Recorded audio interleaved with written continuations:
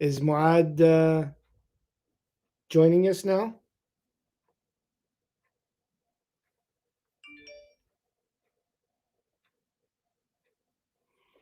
Okay, I hope that Muad is able to join. Okay, you need to enter the session, Muad.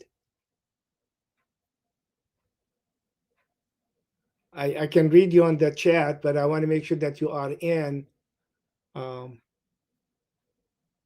in the session there.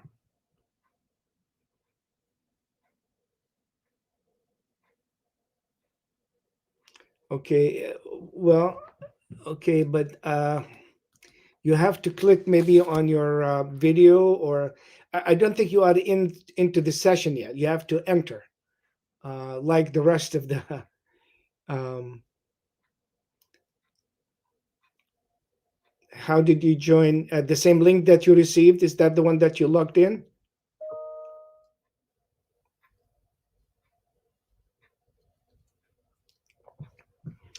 Okay, I wonder how your.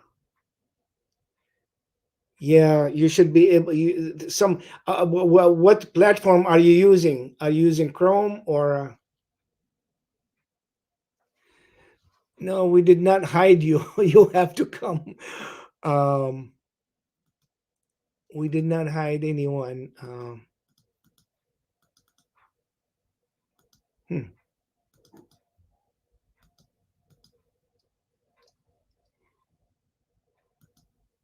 Okay, there you go.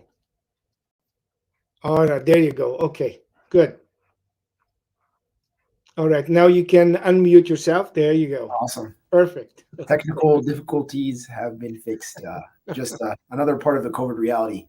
But nice to see you again, Brother Osama. And I'm honored and grateful to be a part of this candidate forum. And my name is Hrezi-4. I'm running for U.S. House to represent my incredible community of Connecticut's first congressional district, which is Hartford and the greater Hartford area.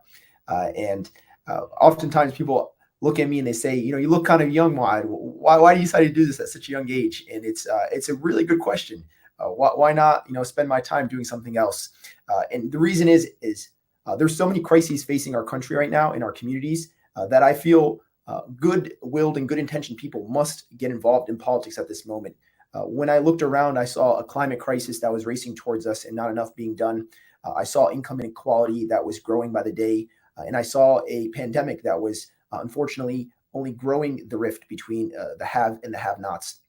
And so I decided to get involved because this moment, I think, calls for it, and there is no tomorrow for us to bank on. And so my story begins with my parents, who came to this country as asylum seekers fleeing persecution in Libya.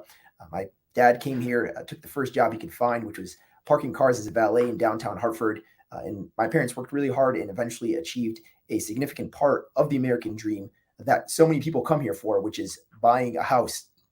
And so we lived in that house for 8 years and had some wonderful memories.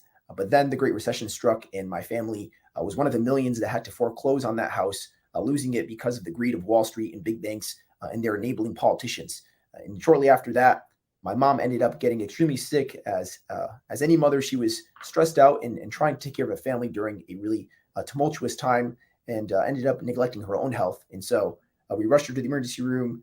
They operated on her kidney and saved her life that day. But a few weeks later, we went home and we received $20,000 of crushing medical debt to our family. Now, I wish the story stopped there, but it doesn't. A few weeks after, I myself, as a 17-year-old, went to that same emergency room with shortness of breath, with pneumonia in my lungs. And instead of being treated quickly, I was delayed care, nearly killed in that emergency room because of that medical debt, because our system, our healthcare system, prioritizes money over people, and is a system that doesn't benefit those who are unable to afford care. And this all happened with good employer-based insurance. And so as I was entering college, I started looking around, and I noticed that it wasn't just my family that was struggling, that millions of people all across this country were going through bankruptcies and foreclosures. People were struggling, and oftentimes the banks were being bailed out to the tune of $1 trillion while everyone else was left to struggle. And to me, that felt unfair, that felt unjust, and it required action. And so the older I got, the more I got involved and started helping out with campaigns and eventually started working as an advisor to Senator Chris Murphy. And the question I wanted to answer was, why did it feel like there were so many crises that were going unaddressed? And what could we do to change that? And the more time I spent in the institution of Congress, the more I realized that corporate money was oftentimes underpinning so many of the challenges we faced, that billions upon billions of dollars were spent every single year uh, lobbying our elected officials. Corporations were lobbying our elected officials to try to pass legislation and enact legislation that was in opposition to what the American people wanted. Whether it was pharmaceutical companies lobbying to make sure that drug prices stayed high, or whether it was gun manufacturers trying to stop popular background check legislation, the American people didn't have a large enough voice. And so I decided to run because we need to get money out of politics. We need to have representatives that are fighting for our interests, whether it is trying to pass popular background checks, or whether it is fighting for human rights in Palestine or Kashmir or Central and Latin America. But I think good people have to get involved. Enough is enough. I'm challenging somebody who has been in office since 1998, is the longest serving Democrat without a primary challenge in the country, and is the fifth highest recipient of corporate money out of all the House Democrats. And right now, we are about to pull off what I consider the biggest political upset in the country. We are winning 5 out of every 7 decided Democratic voters. People are convinced, they understand that corporate money is a problem. And so hopefully in August, we'll wake up to some good news, and we will have a Muslim be the youngest elected Democrat in all of Congress. And I think that'll be a huge testimony to our community's commitment to investing in youth, investing in our future leaders, and trying to change the world and make it more just, and trying to help out humanity as we are commanded to do. So that's a bit about myself, and I'm really excited to be here and excited to answer any questions that folks might have. Thank you, Juan. That is wonderful.